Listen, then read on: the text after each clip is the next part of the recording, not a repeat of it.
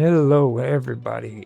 Welcome to the first episode of Conspiracy here on the wonderful world of weirdness. This is the first episode of 2026. With me is my close personal friend, and I should probably call you my co-host for how many shows you've been Yeah, on yeah, with yeah, yeah. I me. was thinking about this the other day, actually. It's like Yeah, freaking me and you're like on most of the shows that we do together, So from now on, I'll probably just call you my co-host. Say with my co-host Mark Edworthy, and we're here today because um, we've been doing strange stories. We've done WoW, we've done Esoteric Agenda, and we've done those as a live stream. So it's only proper that we did this with Conspiracy as well. Now, B was on here before, and I'm really glad that he isn't on here because I don't want to get in trouble on YouTube, and he would most definitely get me in trouble on YouTube. maybe. So, and besides, a lot of this, I think, that we're going to be discussing tonight is going to get pretty controversial, so it'd be hard not to get in trouble on YouTube. The first thing that I wanted to go over was a little bit of information about Holderman. Holderman is Elon Musk's grandfather. And there's been a lot of talk about Elon Musk and his family. So I figured having a conversation about Holderman, which is Elon Musk's grandfather, would be a good topic to get into. And then there's another book that was suggested to me. I can't remember if it was Nancy Planeta who suggested the book or if it was Otto who suggested it, but it was called One Nation Under Blackmail by Whitney Webb. And I went through some of it. I haven't been able to go through the entire book, but I went through some of it and I found some of it interesting, so I thought that would be a good topic to bring up tonight. And besides that, me and Mark Edworthy and whoever's here later on are also going to have a conversation about some of the content that's involved in that. And with that being said, I'd like to welcome you back, Mark Edworthy. Oh, thanks. I believe this is the first time I've had you on a conspiracy episode, isn't it? Like the official. Well, I've done a lot of episodes that included sort of conspiracy past theories. Well, I mean, like my conspiracy episodes. Like this actually is called conspiracy. You know what I mean? I'm guessing so, but we've done so many. Yeah, that's what. Yeah. I don't know for sure if you've been on this one. So I'd like to welcome you. And now the guy I'm talking about, his name is Joshua Haldeman, Haldeman, and he was alive between 1902 and 1974. Now, Haldeman was an American born Canadian South American chiropractor and an aviator and politician. Okay. Now he became involved in Canadian politics. Where, he was backing the technocracy movement before he moved to South Africa in the 1950s. So over the course of decades that came afterwards, Haldeman repeatedly expressed racist, anti-Semitic, and anti-democratic views. Okay, in South America, South Africa, he was a supporter of the apartheid and promoted a number of conspiracy theories. Now, he was a pilot since 1948, and he died in a plane crash in 1974. Now, Haldeman is the maternal grandfather of Elon Musk, just so you know. This is the kind of thing right here that I wanted to get into, where we started talking about Elon Musk, and I've heard a lot of people say that, like, he wasn't actually from a family with a background. I think a lot of the stuff that he says when it concerns his father and his relationship with his father is his way of kind of separating himself from all that. You know what I mean? Just out of curiosity, and slightly on a tangent. You said he was a Canadian citizen and became a pilot. What did he do during World War II? Now, Was he attached to the RAF? It said that he was just a pilot. He was a pilot since 1948, and he died in a plane crash in 1974. They don't know what he did during World War II. No, they never really said anything about why. Apparently, he survived because he didn't die until 1974, and that was. No, I'm just making an assumption because we both know there was a history of during World War II of Britain using Canadian pilots. Now, I could actually do a quick search of that.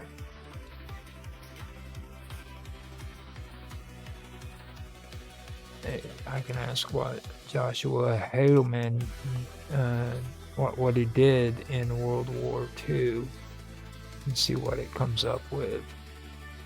Now, it says Joshua Heidelman, the Canadian chiropractor and grandfather of Elon Musk, was a controversial political figure during World War II who opposed Canada's involvement in the war, supported the technocracy movement, and later became involved in the Social Credit Party, which was associated with anti-Semitic and conspiracy-driven rhetoric. Now, he was arrested for supporting a banned organization in 1940. Haldeman was a leader in the Canadian branch of Technocracy Inc., a movement that wanted to replace politicians with engineers and scientists. Oh, yeah. That would be great. Now, the Canadian government banned the movement in 1940 after its leader declared that no Canadian should fight overseas against Germany or Japan.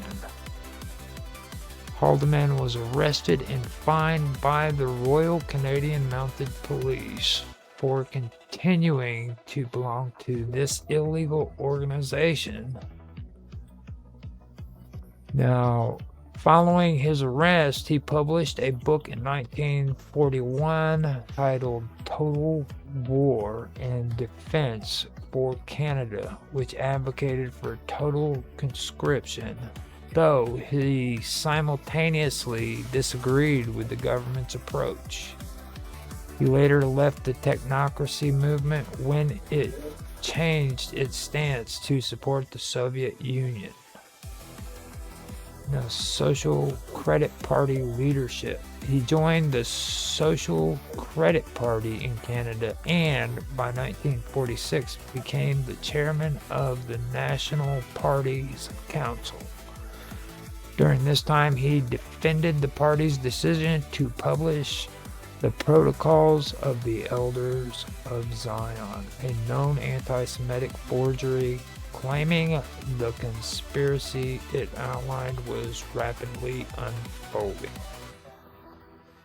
Now, he ran in the 1945 Canadian federal election as a candidate for the Social Credit Party, placing fourth in the Prince Albert riding against Prime Minister William Leon Mackenzie King. Throughout the war, he was vocal in his opposition to communism, framing his political, social, and economic views as a battle against what he termed an international conspiracy. There you go. So apparently, he was not in the actual war. He was against it. Mhm. So now I understand too, this was the grandfather of Elon Musk. So kind of keep that in perspective when you think about that. I'm just thinking on the point of not joining the war, or advocating for not joining the war, which technically, well, it's a bit of a grey area, isn't it? Because Canada is a part of the Commonwealth, and it more like determines. Yeah, it's a bit of grey area because again, who determines what a war, what to do with the troops? Is it the monarch or is it the prime minister? And back then, did England still enforce conscription back then by any chance? World War II. Yeah. Because I really don't know. I remember that like the Canadians were shipping people over to Europe during that time period because they would. That was one of the reasons why people were real suspicious about the Titanic because they for the first few months there was a conspiracy going around that maybe it got shot by German submarines, I believe. Or no, that was before World War II, wasn't it? Way before World War II. Yeah. Well, it I was was. gonna say you lost me. There was a ship. What was the ship that they thought was shot because of was that the Queen Mary? I don't remember. Not However, I'm lost in this conspiracy here. Are you sure you don't want to talk about the Church of the Synagogue of Satan kidnapping children and sending them to McDonald's to put the children into the hamburger meat to feed to the masses? That's not real, man. I mean, seriously, if you're gonna come up with a conspiracy, shit. You're giving a history lesson right now. I don't think there's much of a conspiracy there. Where's the conspiracy? This actually is like you know all the stuff that's involved with Elon Musk and his history and his family's history, right? That's actually a pretty big conspiracy right now. To be I don't know too much about Elon Musk. He's never piqued my interest ever. Yeah. Like but that Nazi salute was awesome though.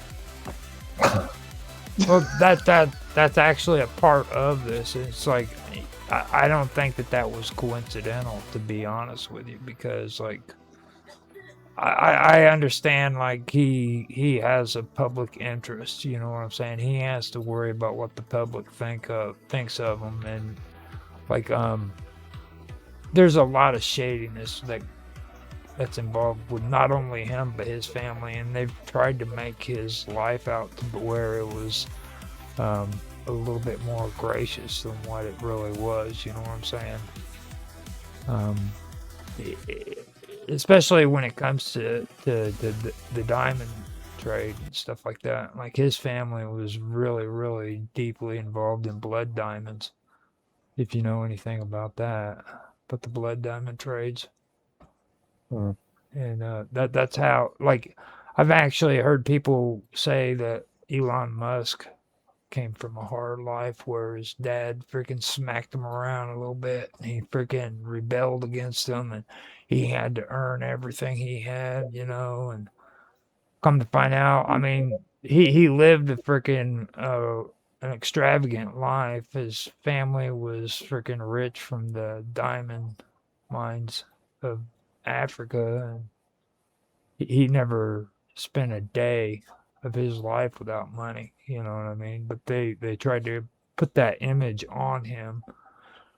And then when you look at the history that's involved with him and his family, like you start finding out that this guy that we all hear about when it comes to Canada wasn't only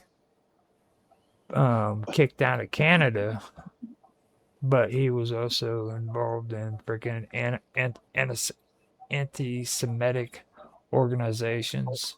He wouldn't have been kicked out of Dude, Canada.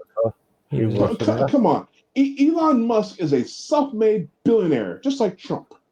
Yeah, he really does. his daddy only He gave him, might be a self-made billionaire. his daddy only gave him $1 million. Poor Donald. Yeah, You know what I mean? He's like, well, I made so he all claims. this. Yeah. My dad only gave me $1 million and told me to go out and make my own fortune. Well, dude, $1 million is a lot of money. If I had $1 million well- right now, I would go and start getting some of my inventions patented and become a billionaire. Anybody can do it. I could be the next Trump. You can make that argument about anything. I could give you $5 and you could end up with $1 billion. Just depends on how you use that $5. Well, That's true. I would like to know the secret to your success before we start falling into that kind of conjecture, Mr. Ed I'm not Willie. billionaire. Like there has to be some kind of recipe that says if I take $5, I can make freaking $1 million, and nobody has like told me how that is supposed to happen. You know what I mean? Well, I don't know. You go out and you pick up. You buy a $5 cup. You sell it for $6. You go out, buy a $6 cup. You sell it for $7. You really believe that shit? You know what? Isn't that the guy? Was he from Britain? Was he from the UK? The guy who started off with a paperclip and ended up with a house. Yeah, actually, Yeah. I have heard about that. That was real, apparently. Actually, I don't know if that was real or not. I can't verify that. He just kept trading up, till Yeah. he got a house. I have heard about it, but I can't verify if that's actually true or if it's just some kind of like folklore or something like that. Because there's a lot of that going around too. So, but I have heard about it. It'd be cool. Like whenever I was playing around with it, that was actually something that I can say can be done. But there's still a lot of work behind that too. Oh yeah, You know what I mean? Like you can go like buy yourself some pocket knives or stuff like that and trade off, sell things of that nature and just build up slowly. But it takes a lot of time and effort and work, and I think that's something that a lot of people don't really want to do these days. They want the quick and easy money. absolutely. But Can you blame anybody for that? actually, yeah, I can. I think I think a lot of the problems today are caused because of that kind of mentality. Like, That's so un-American. Where's your capitalist spirit? well, let's look at the capitalist. Let's look at it as a capitalist, okay? Like back when I was younger, I was told that when you go out and you buy something, you should look at the price of how much something is worth, okay? Right. Retail price. Then you take and you split that in half. That the retail price, half of the retail price is the wholesale price. You've just made a big mistake No, hold up. within your logic. Hold up. Let me finish. you have the wholesale price. You have to split that in half, and that half of wholesale pricing is what you want to offer for anything that you buy. Because when you sell that, you want to be able to sell it no more than what wholesale price is and make a profit. So go ahead and tell me where I'm wrong. Okay, you made the biggest mistake. What? You confused the term worth with the term value. Oh God. Oh well, well, You, but the you got worth me. is the raw resource, and the value is what the market puts on it, isn't it? For resale, The worth is because Walmart can value a yeah. TV at Okay. $400, but if Yeah. you look at all the components that makes the TV, it's only worth the $52. Yes. Yeah. So what you made mistake by using the term worth. Okay, so we'll switch that word from worth to value. Let's just pretend like now we have switched the word worth for the word value. Let's continue. We've done a good job here. Thank you too for helping me out on my mistake. Our pleasure. But you know that's how you look at it from But I hear this all the time. Salespeople saying, "Oh, it's worth this." If not I've got no use for it, then it's not worth that to me. If I think of what is worth? well see the whole thing of it is though is what I was getting at is like people don't look at things for the value, okay, for the value of what it's what the value of a dollar period, you know what I mean? And you take a look at everybody who goes out and they want to make money the quick and easy way. They have no idea of what I just explained right there. It's like that whole logic was just taken away from these people, and they have no concept of it.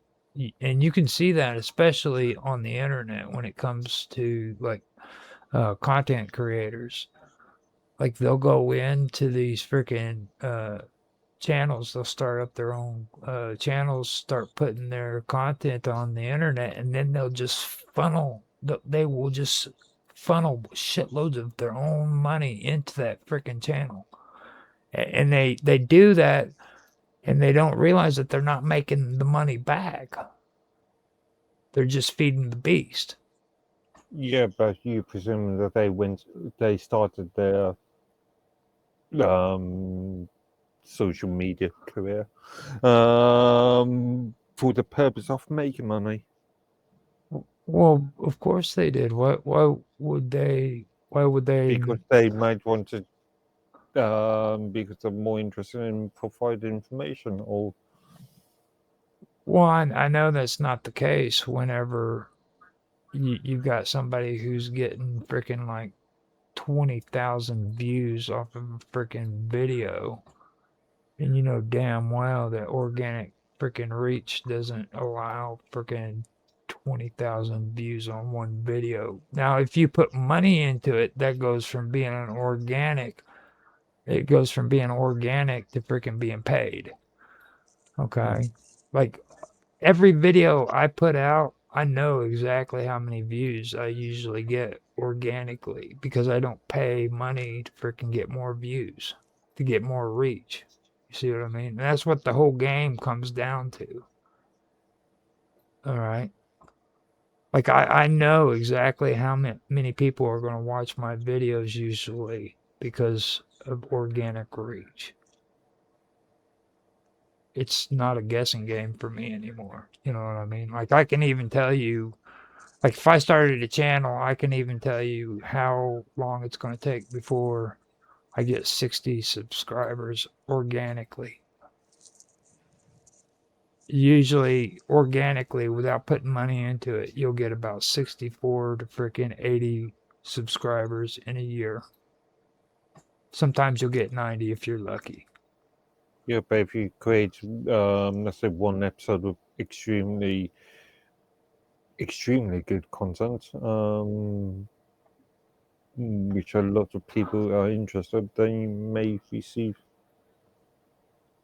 a lot more viewers for that one, Let's or and then that creates then a percentage of those of the audience will actually subscribe. let's keep this in reality. Let's not fade off into fairy tale worlds. Okay. Make believe. Dude, Let's well, keep. it is possible. It is possible. Let's Yeah, keep this Throughout real. my 7 or 8 documentaries, I have over 150,000, closer to 200,000 views on those suckers. So, content, I put my blood, sweat, and tears into those things. No money, zero money. But I put my time and effort into those things to create a worthy product. And yes, I've had a few people actually advertising, posting it everywhere they could, which is still organic, but I didn't put any money into it. I told myself I would never do that on such a small scale. If I ever got rich, sure, I will boost my media, no problem. I think anybody would. But anyways, where's the conspiracy, guys? Yeah, Also, just one point. We've all put in money for this sort of stuff because microphones, cameras. Yeah, no, lighting. that's your expense. That's not the money you make back. You know what I mean? Right, And yeah. that's Yeah, but we put in money to. and I mean you might as well just count that as a loss because you're never going to make that money back. Like freaking the amount of money I put in just building this computer, I'll never see that kind of money come back to me because of the stuff I put on here. You know what I mean? Yeah, but you also use your computer for everything else, don't you? This is the only thing I use my computer for, dude. Seriously. Like Okay, well, my stuff is multi-purpose. Everything. I don't have one purpose for anything. I don't get to enjoy sitting down and playing video games anymore, dude. Ever. I've had to give up video games to just do this. I mean, it's sad. Well, don't say that, man, because we're gonna be starting up a channel. There's gonna be video gaming, all right. I'm just telling you. I mean, that's the only purpose that I've been having for this computer is to edit, come out with content, stuff like that. It's strictly for professional use, and that's it. I don't. You use it for communication purposes, don't you? All my There are communications problems with. I mean, elements and blobs.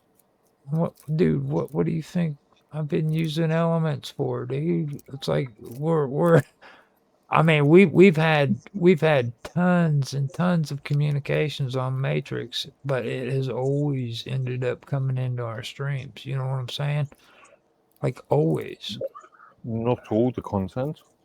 Well, that's true, but even like on Teams, I don't like Teams at all. But like that's how we communicate is through Teams, through freaking Elements, through Discord, all of that.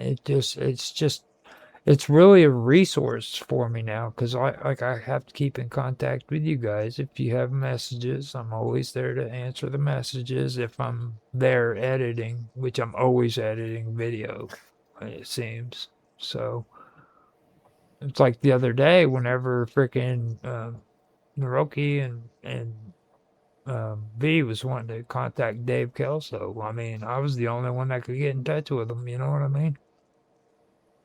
Because I'm on all 3 platforms. So it's pretty pathetic. Well, I just Discord. No, Uh, for me, it's just I'm this pathetic dude that's on the computer fucking all the time. It's like, God, we'll just talk Well, to Roger. He can find them for you. You know, that dude. well, All he does is sits around on the computer. well, you know what? I got a couple of 2 terabyte hard drives. If you pay for shipping, I will give them to you. Well, that's what I was gonna bring up to you before I mentioned it in your message. You were wanting to do archiving and stuff. Yes. Now, I could actually set it up to where I can do your archiving, put it on that hard drive, and even make that into freaking an external hard drive that you can use and carry it around with you. Mhm. Okay. That way, if you're on different devices, you can always have that available. Well, I'm a kind of guy. I back everything up, and I back Hmm. everything up twice, and I back everything up a third time. Right. So, 3, 2, 1, will, yeah. Yeah. yeah, and I don't do online storage, so it's all dependent upon me. Right. That's kind of that's kind of what I was getting at, to where you could have something like that available for you whenever you wanted to go from place to place and have that information and stuff. Yeah, Okay, absolutely. so with Haldeman, um, I'll say a little bit for his early career and stuff, and see what you guys think about that. Now, this, getting back to it, just so everybody knows that this is Elon Musk's grandfather. Um, and Now, after getting through the stuff about his early life, um, well, actually, I didn't do his early life. Yeah, right here it says Hedelman was born in 1902 in Poquet Lakes, Minnesota, to Father John Allen Adelman, whose Mennonite ancestors had migrated to the U.S. from the Swiss village of Signo in the 18th century to escape religious persecution. And Mother Almeda James Norman Haldeman. Now, he had a sister also named Almeda. When he was 2 years old, his father was diagnosed with diabetes. In an effort to treat her husband, his mother studied at E.W. Lynch's chiropractic school in Minneapolis. So he was literally born in the United States, but ended up being trying to be a politician in Canada. See, I didn't realize that right there. He was actually an American-born citizen, like a United States-born citizen. I figured that he was like American-born Canadian. But according to this, he was born in Minnesota. So that's interesting right there. And then his family moved to Saskatchewan, where his mother became the first recorded chiropractor in Canada. Okay, so John Haldeman died in 1909. Almeda Haldeman remarried to Hasseltine Wilson. Joshua Haldeman was reared in Wilson's Ranch, where he attended a number of colleges and universities, including Moose Jaw College, Regina College, Manitoba Agricultural College, and the University of Chicago. So, yeah, and he is also around, and he was involved in farming during the Great Depression, which led to his losing his farm in the mid-1930s, and thereafter he worked in a variety of jobs, including as a cowboy on a rodeo and a rodeo performer, and resumed a career as a chiropractor. That's weird. That is really weird. Yeah, yeah. Yeah, I have nothing to offer to you yet. Hmm. I don't. I'm not familiar with any of this stuff. However, if you decide to, I'm interested in your Pritzker town connection. Well, Extremely. we can discuss that here at midnight if you want to, because like I'm going to be getting into some.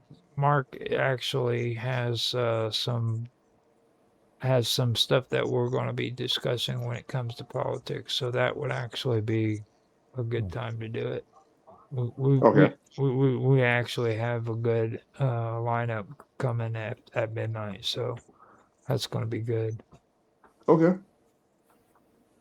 Now, the thing that gets me about this is the fact that he went from being a farmer to a chiropractor to an anti-Semitic and a freaking what do they call it, technocrat. Okay. Yeah, he from chiropractor to anti-Semitic. Anti-Semitism isn't a career choice, you know.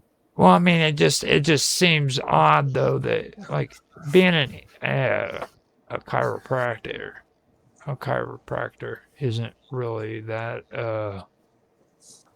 dignified of a career even back Maybe then. not. Well, I was going to say Well, maybe not now, but chiropractic. It started off as a cult. You know that, right? Yeah. A pseudo Christian cult. There was never really anything medical about it Hmm. until I guess some legitimacy came out of it somehow. I know there was a guy who got rich for suing the American Medical Society, I'm sorry, I may have the title wrong, but the controlling body of medicine in the U.S. During those early days. Uh, yeah, guys sued them, and boom, chiropractic became official medical practice because of this one lawsuit. It would make sense though because like they literally banned uh, technocracy in Canada during World War II, and I could see uh, chiropractic chiropractors becoming kind of in that whole um, area when it comes to like esoteric cults kind of thing. Because I do remember freaking people saying that they actually had their own cultic kind of background. It's just like barbers at one time. When you see the candy cane twirling, or the old ones that used to twirl above the barber shops, that mm, that, that Yeah, was that was originally there to indicate to people that that's where you donated blood.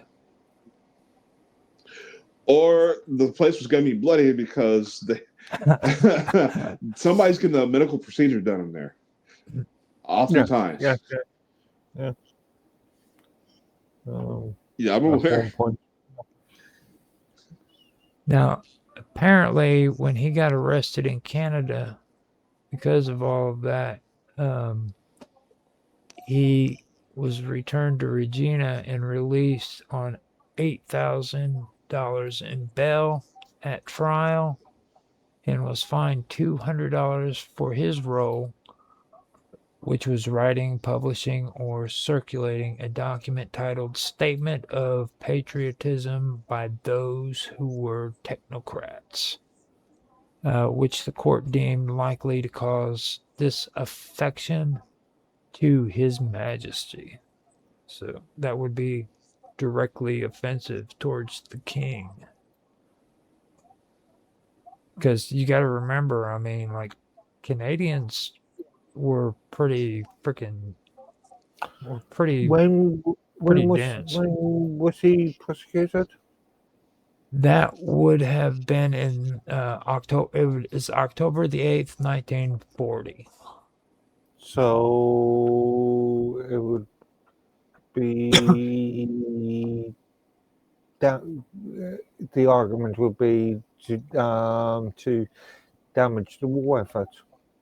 Yeah, most likely. That Yeah. would probably be what it was about, because they were talking against going to war against Germany and Japan.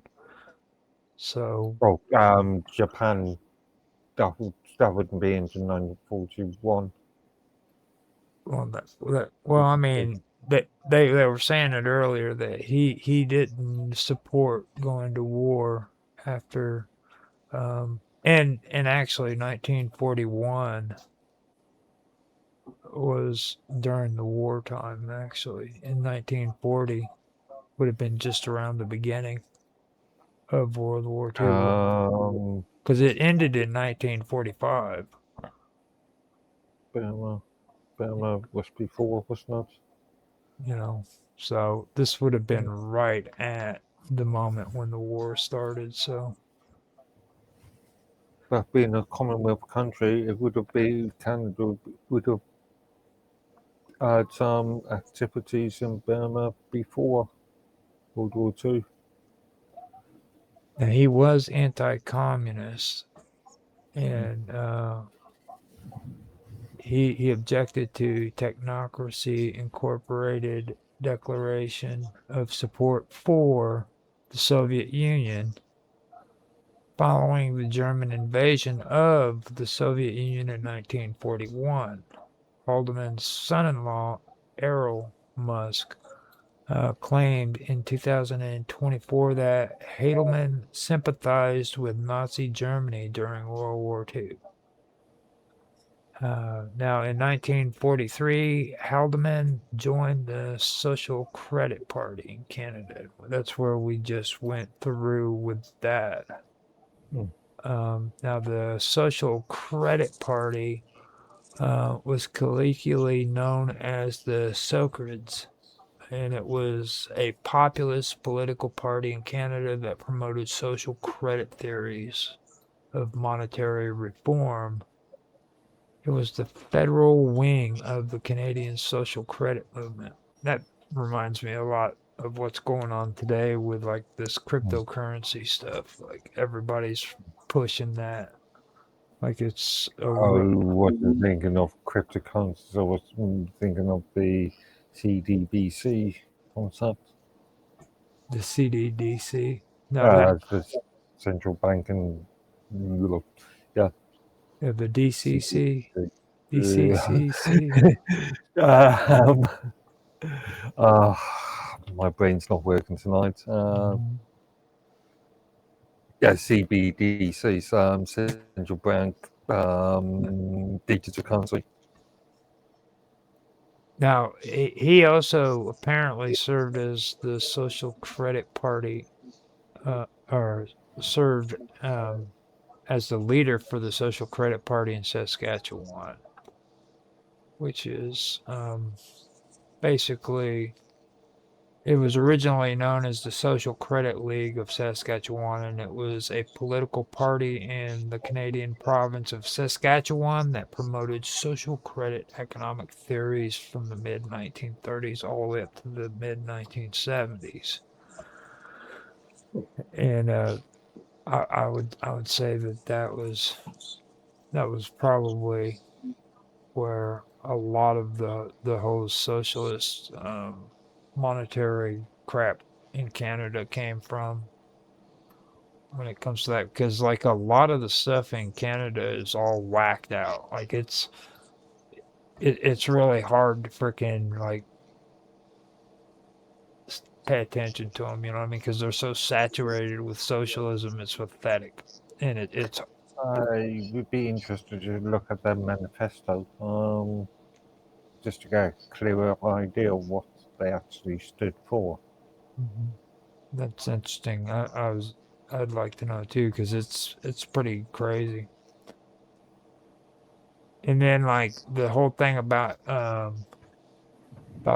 them wanting to publish the protocols of the elders of Zion. You know what I mean? That's that's shit that freaking the Nazis were teaching their sixth graders during the Nazi freaking um, regime's time in power. You know what I mean? Like they were teaching that shit in freaking elementary schools to their kids. Oh, that's some pretty pretty. See, that's the stuff that I was talking to Mr. Robot about. Whenever you listen to a lot of people talk today, they don't. I don't even think most of them even realize that that's what they're preaching. They're preaching the protocols of the elders of Zion. You know. With my radio show, I had many people come on the show and talk about it. Uh, it got to the point where, at this point in history, I was like downloading the PDF, the book, Hmm. and I had a hard time finding it, but I finally found a location to actually download the PDF.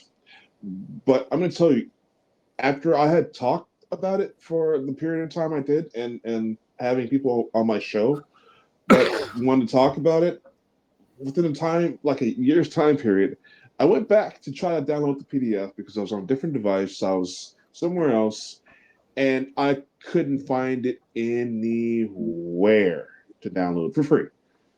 I couldn't. It was like you couldn't download it anymore. So I'm wondering if that's been uh, has resurfaced. But in case it became so rare, I had Mike, my producer at RBN, post a download link to be downloaded from our server at RBN, just in case they tried to bury it. So yeah, crazy stuff, right? Yeah, it really is. It's kind of like a switch and bait thing. Like you know what I mean? Like they want to censor things that freaking. Which I mean, it's like they Hang say on, that. hang on, hang on, hang on. You're jumping to conclusions just because it doesn't exist on the original host that you downloaded doesn't mean it doesn't necessarily mean it's a form of censorship. Not necessarily, no. Well, I But mean, when what you visit, you get 100 hits when you search something, and then you know, half of those things will actually be real and link you to something, and then 3 months later, you get 20 hits, and then a year later down the road, you're getting 2 hits, and both those links are fake. So I mean, you tell me. yeah, and you go on the internet and you look for old content that's like just maybe even early 2000s, 2005, I've never 2010. used the Wayback Machine, by the way. Now that you're talking about this, I probably should learn to do that. Hmm. Go back and look at just some of the content Actually, you I used to. tried it. My first ever website, which was just a really silly thing, back in 1995, 1996, you would not be able to find any sort of archived version of it now. Okay. It's strange even like when it comes to like more like well like 2010, 2015, back when my nieces were still like teenagers and maybe a little bit younger. They had me watching videos that freaking that they pretty much wouldn't approve of today because of all the censoring that they're doing with kids, right? But they weren't really focused at kids. You know what I mean? There's things that clearly, a 12, 13-year-old kid shouldn't be watching, but they weren't something that should be just taken off the internet. You know what I mean? Maybe prevented preventing these kids from watching it maybe, but even that's gone. You know what I mean? Like they used to have videos where it showed people that got drunk and freaking would puke all over the place. You know what I Do mean? you sorry, do you remember the old concept that once something's on the web, it will never disappear? Right. That's something that stuck out to me here recently too. That was a load of shit. That really is a load of shit. Like everybody used to tell you all the time that when it's on the internet, you've screwed up because it's there forever and it's never going away. Yeah. And it took all the way up until now to figure out that that was just a load of shit. It's not true. Um, I actually, I love that's one of my pastimes. I love digging up old things, like that would be hard to find, even checking out the Internet Archive. For example, the other day I was trying to look for Doom, the original Doom wads, Doom One, Doom Two, Ultimate Doom, and you can be able to download it here and there. No, its software has that locked down. Even if you do find some WAD files, they're not going to work with ZDoom. They're not going to work with GDoom, ZDoom, or LDoom, or Zandronium. It's not going to work with any emulating DOS or id software emulating programs. So I'm worried about those things. They might be viruses, but yeah. So it's kind of strange. You gotta get creative. I could just boot up another computer and copy the files off of another computer, but I like little challenges like that. So I like to dig and see where I can find another spot for it. So I don't know, kind of one of my obsessions. Less of a hobby, really. but it is interesting that you brought that up, though, that a lot of the stuff is disappearing. I've heard the same thing said about Mein Kampf. Like Oh, jeez. there's people that have actually tried to find that and have had a hard time trying to find it on the internet. Wow. And I mean, I've never really tried to find it. I think the first I've comp, never looked for it either. you Yeah. know, but now, when Haldeman moved to South Africa, he was still a chiropractor, but they say that when he got here, he moved to South Africa because he supported the ruling National Party of South Africa, which was called the Afrikaner or the Mm. Afrikaner, which was a Dutch group. They were a Dutch ethnic group from southern Africa. And they were, like I said, they were Dutch settlers, and they first arrived at the Cape of Good Hope in 1652 until 1994. And they're the ones who dominated South African politics. And they were the ones who were responsible for the apartheid, which Elon Musk's grandfather did support. And that was the reason why he moved to South Africa. Um, in 1951, they said he wrote an article about South Africa to the Saskatchewan newspaper, the Regina Leader Post, defending apartheid and writing on black South Africans. The natives are very primitive and must not be taken seriously. Some are quite clever in a routine job, but the best of them cannot assume responsibility and will abuse authority. Wow. Yeah. The present government of South Africa knows how to handle the native question. Wow. This was his grandfather who did that. Amazing. That's like me going in the middle of Denmark. I build a little castle, and I just shun everybody. Say, Denmarks don't know how to live. They're not living like how I live. Look at these primitive people. Yeah. Anybody that can say that about anybody, you don't even have to be racist. You just got to be ignorant. But yeah, I'm sorry. Go ahead. Oh no, that's perfectly fine. There's also another incident that took place. It was called the Sharpeville Massacre, and that was in March, or it was on in March 21st, 1960. And Haldeman self-published the International Conspiracy of Establish no published the International Conspiracy to establish a world dictatorship and the menace of and the menace to South Africa, in which he claimed that a coordinated international propaganda campaign is being carried out against the whites because the white man's integrity, initiative, and independence makes him the most difficult to control.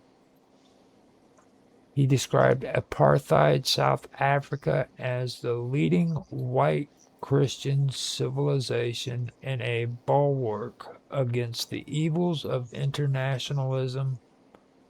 He also criticized the black liberation movements for attempting to oust the white man who has, in a few years, brought their people from primitive savagery to a great measure of peace and security. There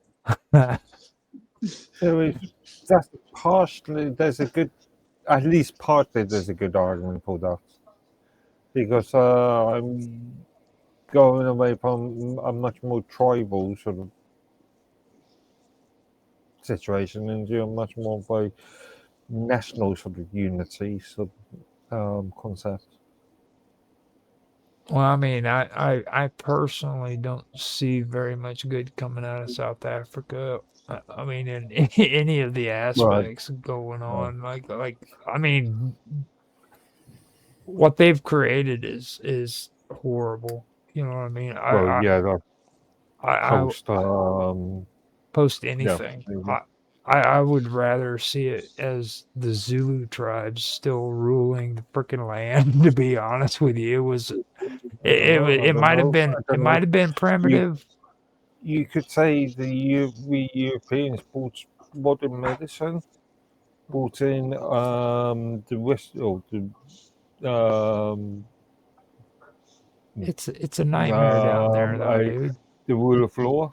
It's that stuff isn't working. It's a nightmare down there, dude. It Well, is. yeah, but that's more related to recent times post once the country became its own thing again.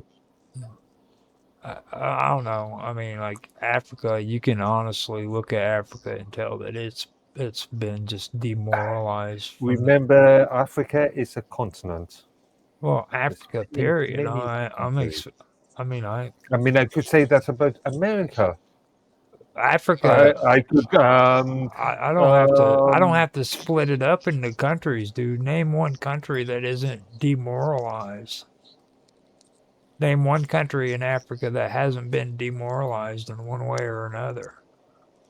You could say that about any traumatized. Yeah, you could say that about any country in the world. Not like Africa, dude. Not like yeah, Africa. I would say not like Africa, bro. I mean, seriously, like I mean, you've You're got compounding a continent with a country. I mean, I could say. Well, name one. Of course you can.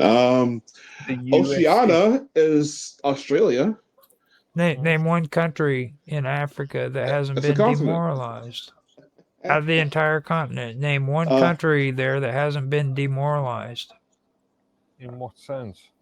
in any I sense. mean, Just that, I like, could say, again, you making such a broad statement. I could say that about any country on the world. mm, just name one. Name.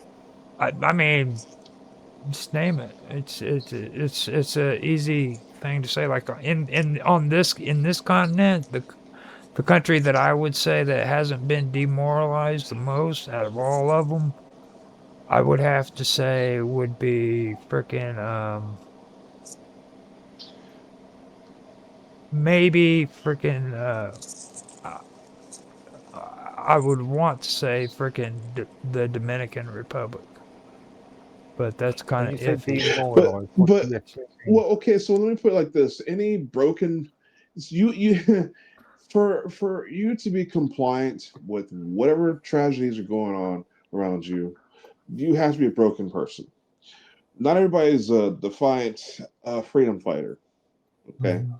this is what I'm looking at it in the context that I am usually looking at it as.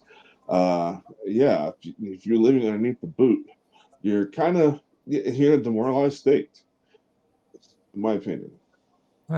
That is kind of true because like I mean, and just sitting there thinking about that is hard to tell which countries hasn't been demoralized in some way or another, especially like if you look at like Japan for one thing, like that country used to be about nobility and things of that nature, and then once they were occupied by the United States and other Oh yeah, countries, they lost their traditions, everything. That's a yeah. really good example. So, Isn't that like? Isn't that just a clear picture of it right there, though? I mhm. mean, just one example of the Western uh, that Western force. Okay, so since we have made it to 11 o'clock, I want to get into the next topic. This is what's going to lead into some of the stuff that Mark wants to discuss too. I'm going to read a little bit. It's the introduction to um, this book that was suggested to me. I can't remember if it was Nancy who did it or if it was Otto, but it was One Nation Under Blackmail. I don't know if you've heard of it or not. There's volume one and volume two, and it's from Whitney. I don't know if you've heard of it or not. Have Yeah, you? I've heard of the title, but that's as far as I'm aware. Okay, so I'm gonna read the introduction to you for volume one and get your guys' take on this. All right? Okay, Sound good? Okay. sure. So the July 2019 arrest of Jeffrey Epstein and his subsequent death that August brought national as well as international attention to a sex ring where certain members of the power elite sexually abused and exploited female minors and young women. Epstein's death, officially ruled a suicide, has been treated skeptically by many for a variety of reasons. Regardless of the real circumstances of his death, it has led to scores of Americans embracing the view that his death was both intentional and necessary to protect its powerful co conspirators and the full extent of his covert and illegal activities. Even if one chooses not to entertain such disconcerting possibilities, it is quite apparent that most of those who aided or enabled Epstein will never see the inside of a prison cell. Though Jocelyn Maxwell is now serving a 20-year sentence, others known to have been intimately involved in his illegal activities continue to enjoy protection from the so called sweetheart deal or plea deal that followed. In addition, Jocelyn Maxwell's recent trial saw information involving third parties redacted, leading many to believe that the public will never know the names of the Johns or clients who benefited from the sex trafficking activities of Epstein and Maxwell and who were potentially blackmailed by them. Yet for both Jeffrey Epstein and just Jocelyn Maxwell, there is much more to the story.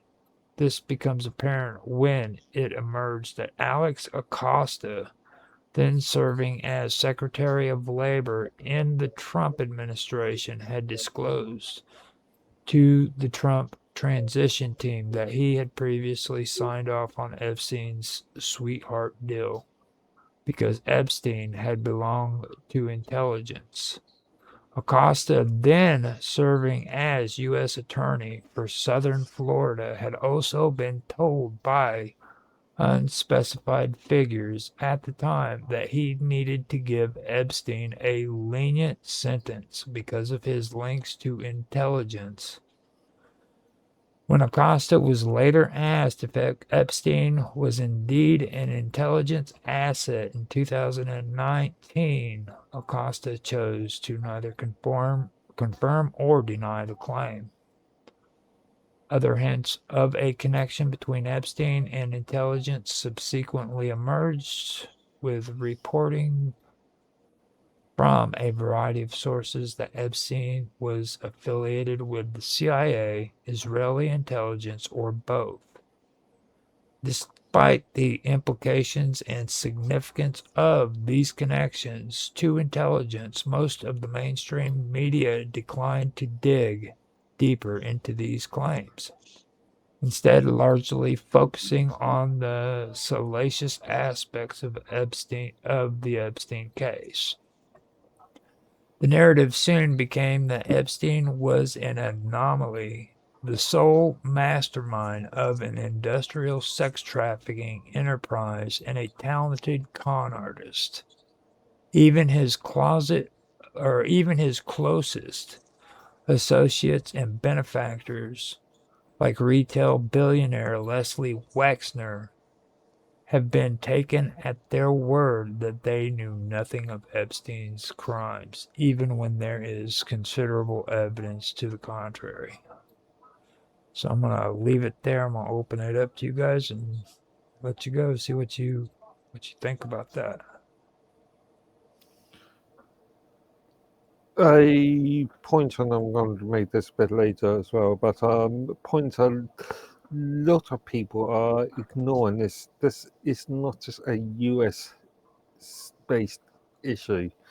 It is believed that Epstein also had connections to the Chinese, possibly Russia as well, maybe. Very little evidence on the one, but more evidence on China.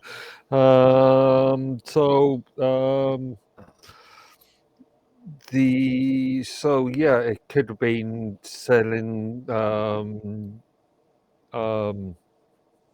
information to foreign entities, to questionable foreign entities, and also there are other questions about potential insider trading, and as I'm going to point out a bit later, into political manipulation as well. Again, not only in the US but further afield, including Britain. Now that actually is something that's going to be good. In later on, we're going to have that on headlines after midnight. So that's going to be pretty good. Just so everybody knows who I'm talking about when I talk about Acosta, that's Renee Alexander Acosta. He's an attorney and politician, a member of the Republican Party, and he was appointed by President George W. Bush to the National Labor Relations Board. And he later served as the Assistant Attorney General for like civil rights and the U.S. Attorney for the Southern District of Florida. He's a former dean of Florida International University College of Law, and he's the guy that I was just referring to. So, besides that, it also goes on to say that Senator John McCain, who I believe he's passed away, but his wife Cindy McCain in 2020 openly said that we all knew about or what he was doing. I'm referring to Epstein, and she said that at an event back in January of 2020. And she also went on and to claim that authorities were afraid to properly apprehend him. Okay. Now, Who's to say that he wasn't providing information, or the operation wasn't providing information to the so-called ally security services of US, UK, Commonwealth, from other sources. So who's to say that let's say Russian dignitaries once involved in the operation, or were quote unquote victims of the operation, and information that was in relation to, I don't know, Russian security was then passed over to the US or British national security services. well, I kind of agree on what this book is saying, because if Epstein was such an anomaly, is what they're making him out to be, like he was just a freaking a con artist and an anomaly. How was he single-handedly able to intimidate the law enforcement agencies of the entire freaking country, and not only for a certain amount of time but for decades? You know what I'm saying? Who's to say he was? Who's to say it was just a singular operation from him? That's yet to be proven. And who's also to say if it's a form of intimidation? I mean, if I was, let's say, somebody in the US national security realm, and I wanted, let's say, as an example, member of the senior executive in the FBI, and I want to track down Chinese spies in the US. And he's got that, and his contact and Epstein's contacts or have that information. Well, I mean, at one time, mainstream reporting on Epstein was pretty open about about his alleged intelligence ties. You know what I mean? And that goes all the way. That the mainstream press knew about.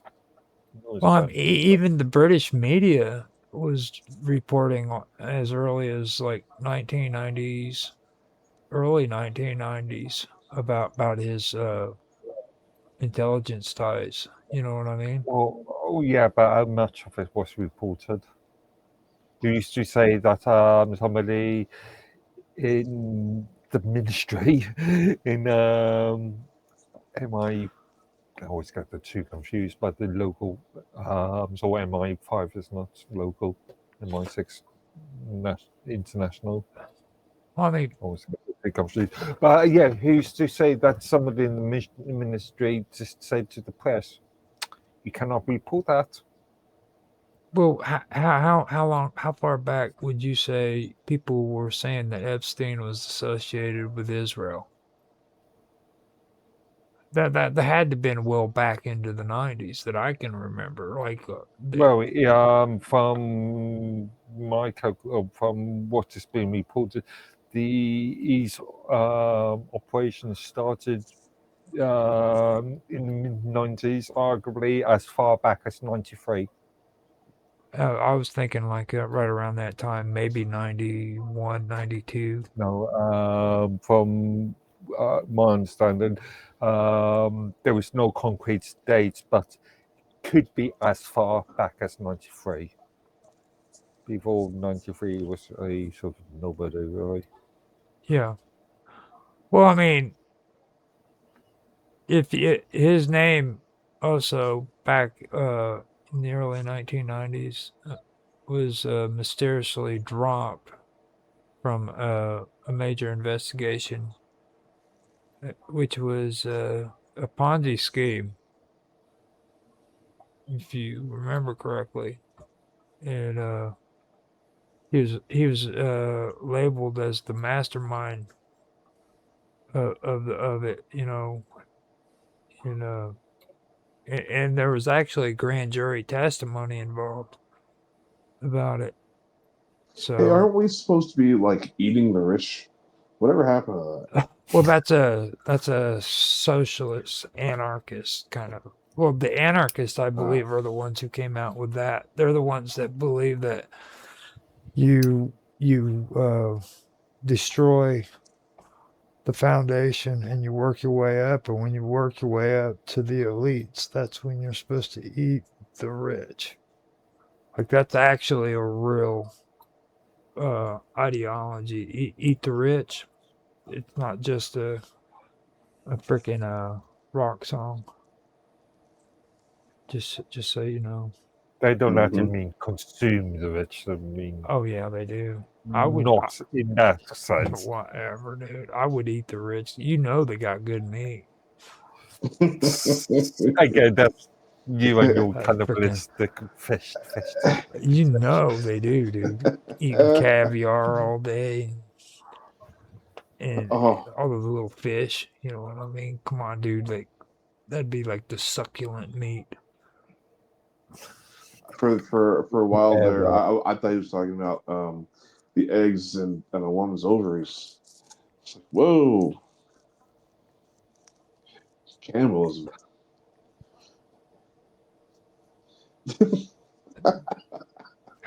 Don't okay. pause. Like I'm the weird one. Well, I mean, it just. Come on. Well, the thing that gets me is it's like when you take a look at Epstein, you got to also remember that he freaking visited the Clinton White House 17 times during their time in office. You know what I'm saying? Yeah. And it goes back to what I was saying before. Everybody's trying to make him out like he was just this con artist and he was the lone. He was the lone villain that was involved in all of this stuff, and they don't want you to think that like he was backed by powerful people who had a lot of clout. You know what I mean? That does seem to be the kind of image that they're trying to portray him as.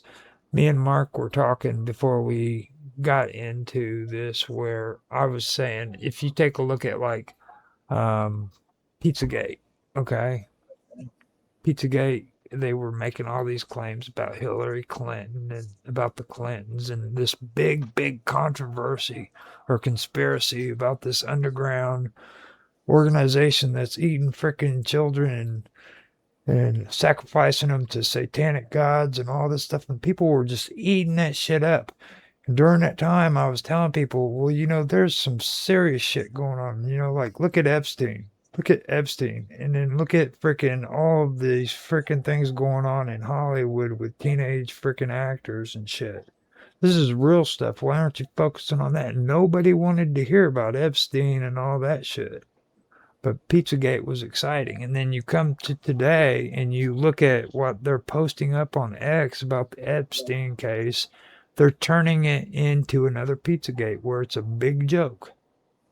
I'm just curious. How much has the um Well, how many? British? I'm sorry, but Sorry. how many dead people uh, resulted of Pizzagate? I don't even know if there's an official record of it. Because we got a dead billionaire on. This makes this a little bit bigger than the Pizzagate. They're not gonna be able to make this. There were, I don't know how many riots there were about Pizzagate, but there's been lots of riots about Epstein. Mm-hmm. So this is gonna be a little bit weightier, and I hope they don't try to make it into a joke. But I know there's some people that are gonna be fleeced. There's some people are gonna disappear, and this is par for the course, though. I mean, this is. I look at anyone with more than $10 million to be somebody potentially extremely freaking weird. Potentially. When you get into that, that tax bracket, and you see everything you want, that warps your brain. And then you got other warped people around you, and then you're warping each other, and then these rich and powerful people fall into these weirdo pedo cults. And how many times is it bumping with society? We got the Epstein files. When we had P Diddy. How many of these little bubbles are there out there that we should be popping? Yeah, I was. That's my point. I was going to go back to that. I'm sorry, I didn't mean to steal your thunder. Yeah. Before I was just thinking about this.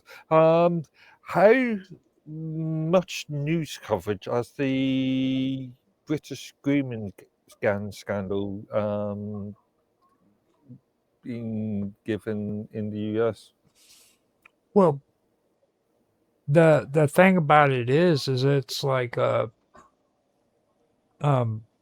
thing about like Epstein would be a good example when it comes to the media. All right. Now, the only news outlet that was even talking about what I was talking about with the Clintons, that was actually pointing out the fact that Epstein was showing up those 17 times with freaking an attractive young woman, different attractive young woman each time. The only news outlet that was actually reporting that was from Britain. And that was the Daily Mail. No other media outlet would touch that. They left it alone. They didn't want anything to do with it. Daily Mail being a Murdoch. Yeah. Is that inherently evil though?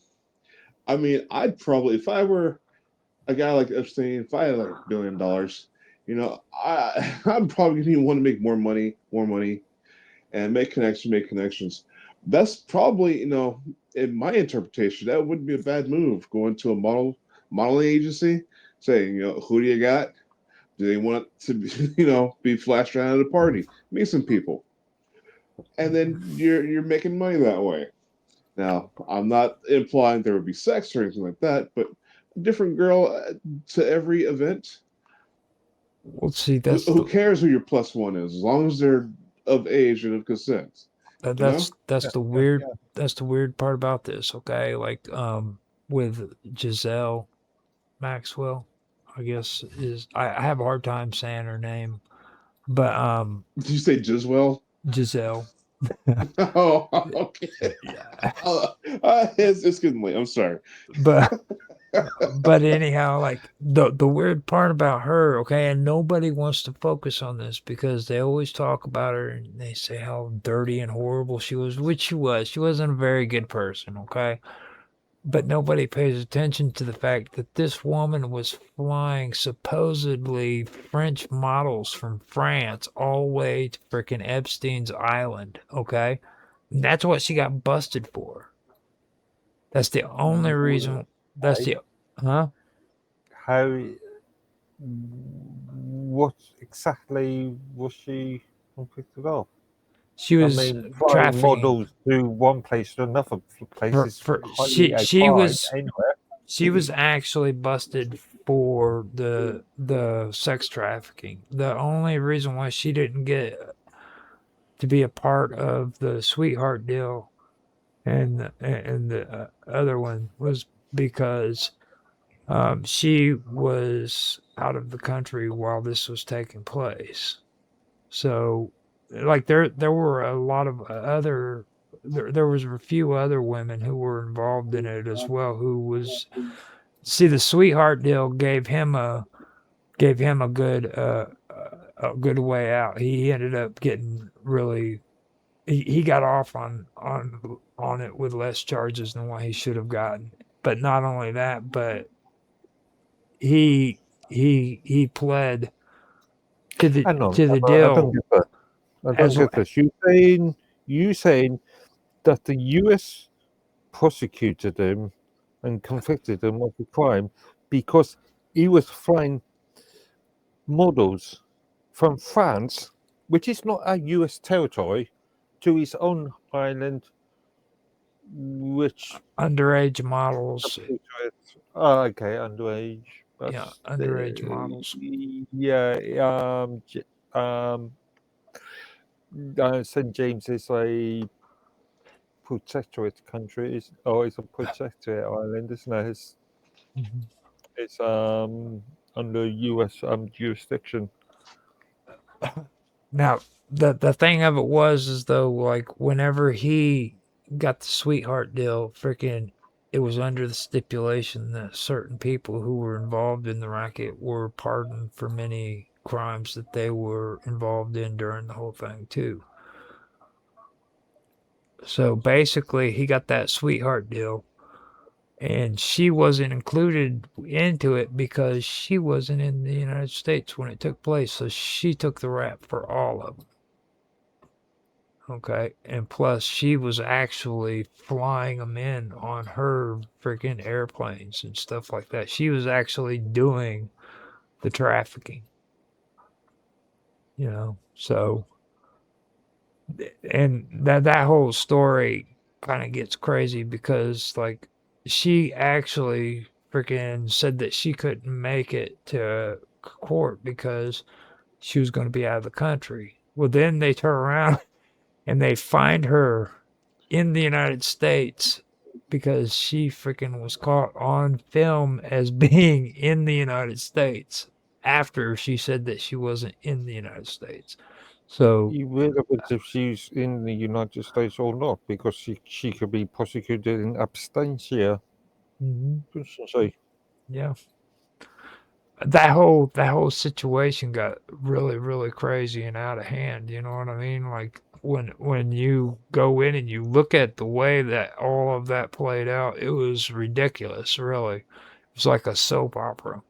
It was more of a soap opera and a drama than it was anything else. Like that they dropped the ball on that whole situation like you wouldn't believe. And like I was saying, like these if you go on X, you'll see these posts and they're ridiculous. Okay, they're just plain and flat out ridiculous. It looks like Pizzagate all over again. And you can't tell me that's not coincidental. For one thing, this is Elon Musk's freaking website, and they're treating freaking the Epstein files like they did freaking Pizzagate, like a big joke. You know what I mean? And they're doing that to discredit freaking everything involving the Epstein um, stuff because they want to brand it as conspiracy theory. You know what I mean? When in reality, it's not. There's a lot of serious things involving the Epstein case that should be looked at. Well, I mean, does it matter? Because until we get the full unredacted files. Good I luck on mean, that one. what do we got? Well, Nothing really, right? no, he had a lot of close ties to MIT. He had a lot of close ties to Yale. I went through a lot of this on Nancy's show last night, and he actually had a key card with unlimited freaking entry to freaking Yale, where he had his own personal office to a freaking department that was there that he wasn't educated and experienced enough to have a freaking office in, okay? Because he was an advisor, okay? And being an advisor requires that you are actually educated according to the field that freaking you're supposed to be advising. And that's the way all these universities work. And they don't give you a an a passkey to a freaking office indefinitely. Like they've never done that to anybody who's an advisor. Also, there's a direct connection with him and a very prominent, or now ex-politician, in the UK. Potentially, there's, well, if you do the draw the dot, join the dots, a potential possibility there was connections between him and George W. Bush at the time. Well, you know, the thing too is like he besides that, he also had affiliates that were associated with ASU. He had affiliations with MIT, and But my point is, those associations could have been born out of these sort of more political associations. and I'm saying that a lot of that would have been connected to the kind of research that these departments in the universities were undergoing. He was obsessed with research that was into freaking dominating people and making them subservient and voluntarily where they were voluntarily being subservient and dominated because they would be rewarded for doing that. You know what I'm saying? Like we're going to control you and you're going to get rewarded for it kind of stuff. Shall we talk about Blairism and nudge units? Go ahead, man. Tell me about it. I leave that because that could actually a good talking point in relation to midnight after or headlines after midnight. But I'll leave that one until then. But you know, this is the kind of stuff. And then there was a guy. He was in ASU. He was one of the professors there, and he would always say, the best thing that ever happened to me was when I met Jeffrey Epstein, you know, and he ended up going to Australia. He got drunk and he tried to grope a woman, dude. And then he ended up losing his career because he did that, and then they caught him on camera doing it. You know what I mean? And this guy freaking was involved in all that shit. And never.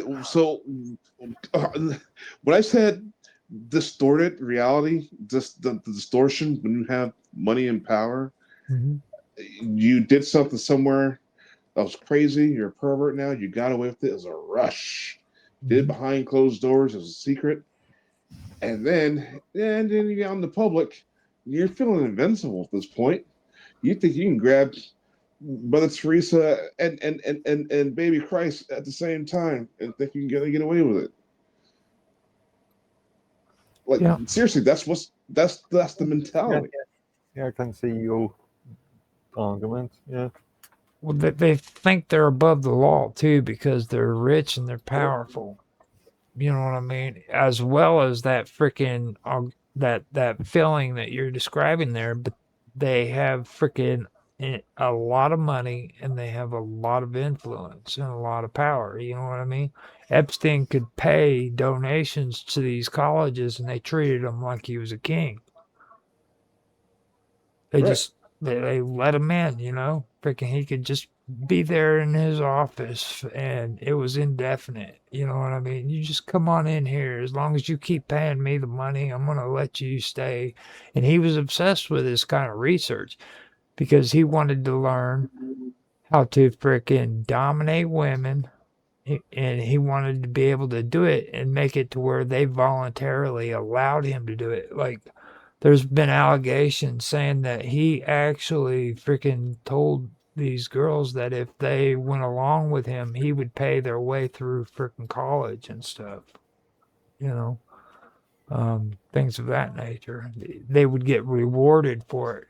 So not only were they being freaking treated the way they were, but they were also told that they were going to be rewarded for being treated that way. You see what I mean? And it was all part of freaking these mind games. Like they have there was this weird ass one that I checked out that he was involved in, and it was about freaking being happy. How can you have a happy life? And it was about freaking you need to give up on all of the bad stuff and think of all the good stuff and the sunshine and everything. And when people freaking give you a hard time, you just shrug it off and think of the sunshine and good thoughts. Just shit like that, you know what I mean? And then what it basically was it was learning how to take this kind of stuff and brainwash people into being subservient and being happy about being subservient. You know what I'm saying? Be happy about being controlled and dominated and subservient. Does that make sense? Mhm. Hell divers. You know Super that patriot. that's the kind of research that's going on in these universities. Okay, and he was actually funding this kind of shit, and he was given free access to these freaking places to freaking do whatever But he wanted. that's the name of the game. If I had $30 million right now, I can go to Chicago University and actually I have a curiosity about something. Well, if I do this and this and this, what's going to happen? We don't know. Here's $1 million. You want to find out? Oh yeah, sure, no problem, sir. And that's how things get done a lot of times. Yeah, there are like research facilities that are for hire. Period. I'm thinking La Femme Nikita kind of shit, though. You see what I'm saying? Like, you can look at this as like a lone gunman if you want, a con artist who's doing all this stuff on his own, or you can really look at it and say, dude, there's something bigger going on here. He was just a link in a chain. You know what I mean? Like this is some straight up uh,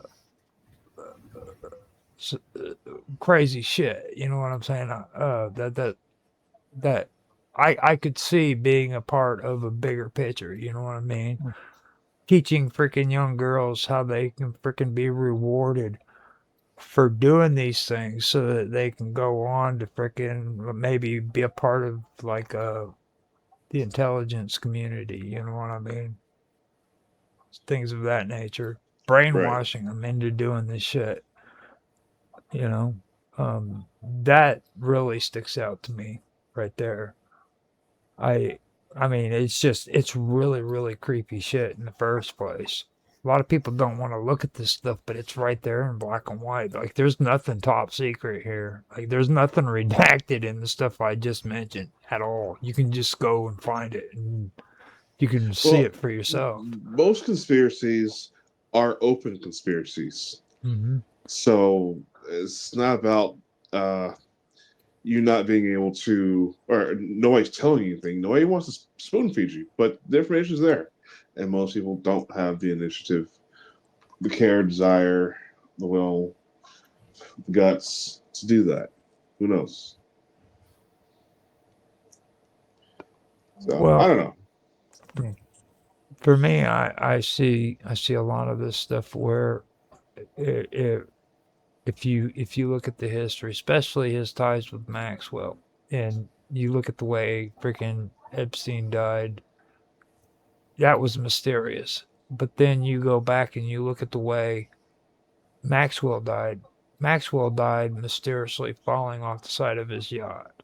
You know what I mean? He just mysteriously fell off the side of his yacht. Seriously fell off the side of his yacht. You know, Wow. and Epstein Yeah. ended up mysteriously hanging himself from his freaking cell. Oh no, no. We know he was killed. Come You on. know, Let's just can we just admit You think 9/11 you know. happened? It was an inside job. You think you know. Come You on. think you know. it, Um, I think that's just your an assumption to make, really. your opinions, your assumptions don't necessarily mean that they are true. see you if you was an I'm just gonna go with American. Occam's razor and knowing political corruption and having experience in that field. I'm just gonna go. It's an assumption. Detectives have jobs because they detect things and they can follow the chain of events. Okay, this is like an easy one, just Well, as politically speaking, and that's all. That's all it is. now I don't know. There's a danger of jumping to conclusions before. talking about jumping to conclusions. This is something I want to ask you guys. Okay, now you'll hear freaking people, or you used to hear people always make the claim that Epstein was blackmailing people. That I heard that one as well. He was engaged in sexual blackmail. Well, who exactly was it that he was supposed to be blackmailing? Because there was never anybody freaking that came out and said he was blackmailing me. There was never any kind of file saying this was the person who was blackmailed or this was. None of that was ever. I mean, and people just accepted that. Like Just because there's not public, that information is publicly available doesn't mean it doesn't exist. whatever, dude. Necessarily. Somebody would have been mentioned. Nobody, dude. There isn't a single person named who was blackmailed for freaking black these sexual activities. Not one person has ever been named. Tell me one person that they've named that Epstein actually blackmailed. Just one. Can you name every single person that was involved in, as I pointed out to you the other day, the Russian compromat concept? I just want one name, dude. That's it. I don't want to know every person who was involved in the blackmail. I just want to know one name, one person who you can say for sure was named as being blackmailed by Epstein. Just name one person. Well, you just, like I said, just because there's no public information doesn't necessarily mean it doesn't exist. Dude, they got more. Well, They got more. people have their ways of being shut up. You know, Mhm. this is the the government we're talking about, right? Governments, plural. Well, I mean, you know, there's people named in a lot of things. And dude. if you go down the national security concept theory, why would it not be? It wouldn't be in the interest of the host country to actually name these You would individuals. think. Yeah, you would think. Well, you got to remember most of these people, including Epstein, they had their roots in the darker side of the world. You know what I mean? Like organized crime, and the intelligence community. They were often integrated or they cooperated for the better part. Uh, most on both sides. You know what I'm saying? On both like organized crime or the government when it comes to intelligence agency. Like they were intermingled. You know what I mean? So I think if you're going to see any sort of names being named, these are relatively low-hanging fruit. well, I mean, you do admit though that there was actually an establishment of like an organized crime intelligence, right?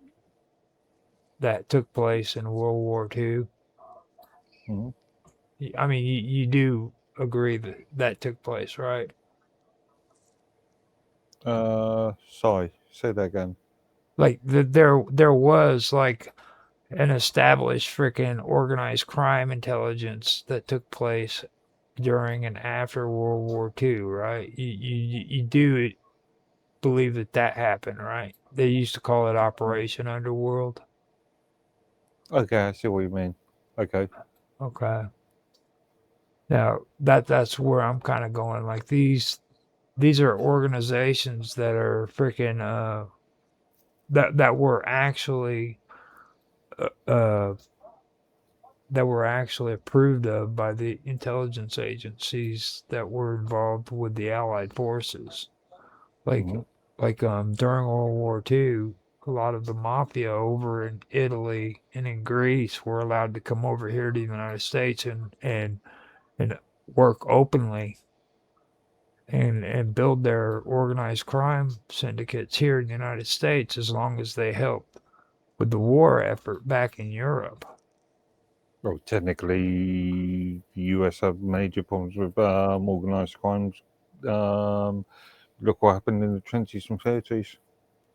You know, yeah. Well, well, look at the '70s whenever they had to start busting down on them and all of the laws that they had to freaking bend so that they could get away with it. You know, like um, there's a lot of things here in the United States that happened that was very, very illegal when it comes to freaking the law and how they were able to take a lot of these crime bosses down. You know what I mean? Um, a lot of things that people accept today, they accept because oh yeah, they did that to go after those horrible criminals and they brought them down. You know, but they don't understand that they actually just ripped your rights away from you, like your rights to privacy, mostly. You know, Yeah, that's a big one. you know, and they justified it because they took down freaking mob kings that they allowed into our country in the first place back during World War II. You know, it was their fault, and now we pay for it. So I mean that it all goes back to that, you know. And these were the people that Epstein was involved with. That I'm pretty sure he was involved with, especially when it comes to having a connection with Maxwell and his daughter. Because Maxwell, if you remember, before he died, he's the one who frickin' was ripping off his frickin' employees and everything Mm. on their retirement. You know, he was a pretty bad guy.